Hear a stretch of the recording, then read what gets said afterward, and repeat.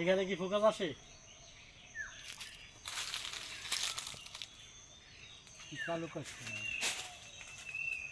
প্রিয় দর্শকবৃন্দ, এই গরমে ভিডিও করা সম্ভব না, তারপরেও আমি একটা ছোট্ট ভিডিও দেব আপনাদের মাঝে।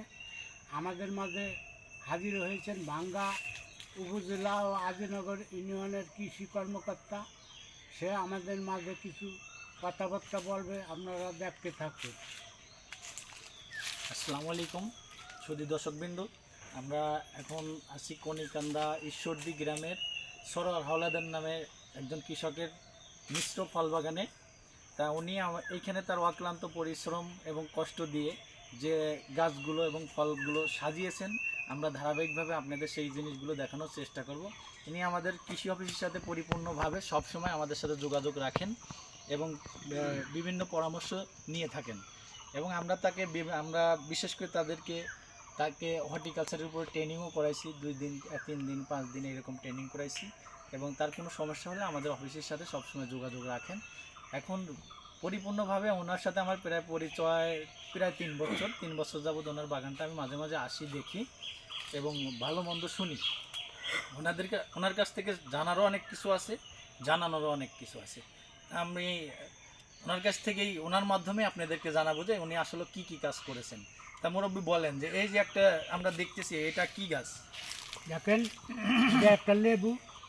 এটা হয়তো মালয়েশিয়া, ইন্দোনেশিয়া, থাইল্যান্ড এইসব দেশে এটা বেশি চাষ হয়। এটাকে তারা শরবত হিসাবে ব্যবহার করে। আর বাংলাদেশে আমি এটাকে নিজেই আচার হিসাবে ব্যবহার করি। খুব সুস্বাদু আচার হয়, ভিজা আচার, শুকনো আচার। আমি হয়তো একদিন আচার বানাই, আপনাদেরকে একটা ভিডিও দেবো। দেখেন, এটা একটা 12 মাসি জাত। দেখেন কত সাইজের আছে, আবার ফুলে ফুলে পরিপূর্ণ। কত ফুল আছে, এই যে পাকা আছে, এই যে আর একটু ছোটো আছে, দেখেন ফুলে ফুলে ভরপুর। এটা হচ্ছে সেই একটা কট লেবু, এটাকে বলে কট লেবু। এটা অত্যাধিক সাইজে ছোট, বেশ মানে তীক্ষ্ণ, হ্যাঁ, খুব টক, খাইতে সুস্বাদু। আচ্ছা, পাশে দেখি আর কি করছে না?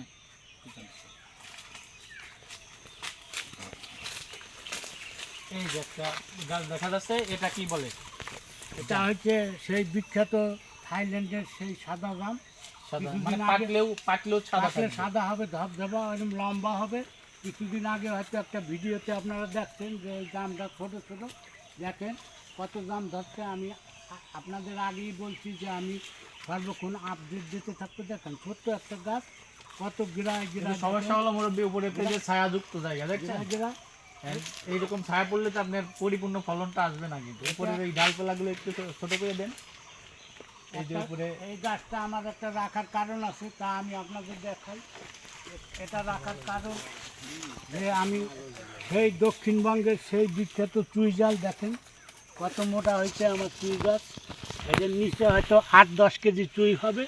এই জন্য আমি হয়তো 2-1টা গাছ রাখছি শখের জন্য। চুই জাল চাষ করে নিজে খাই।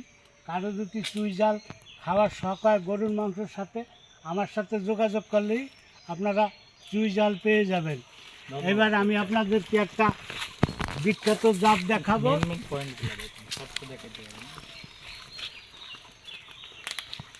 হয়তো আপনারা জীবনে অনেক পেয়ারা দেখছেন, এই জাতের পেয়ারা হয়তো অনেকেই চমৎকার তো দেখছেন, অনেকে দেখেন নাই। এটা হচ্ছে সেই অস্ট্রেলিয়ার বিখ্যাত স্ট্রবেরি পেয়ারা। সাইজে ছোট হবে, এটা সাইজে ছোট হবে, খাইতে অত্যাধিক মিষ্টি, কিন্তু এটা খুব রসালো।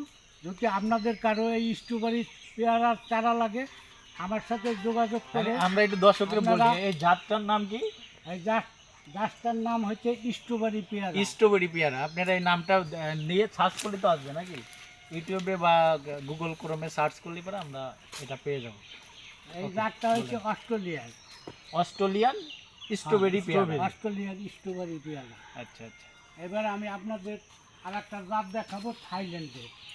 দেখেন সেই বিখ্যাত থাইল্যান্ডের সেই লাম্বা সবেদা। দেখেন ছোট আছে, বড় আছে। দেখেন এই যে দেখতেই ওর নামই লম্বা সবেদা। এটা থাইল্যান্ডের একটা জাত। আমার বাগানে বেশিরভাগ জাতই থাইল্যান্ডের। আমি এবার এই ভিডিওটা আমি অত্যাধিক চাপে এখানেই শেষ করব। আমি পরবর্তী ভিডিও দেব।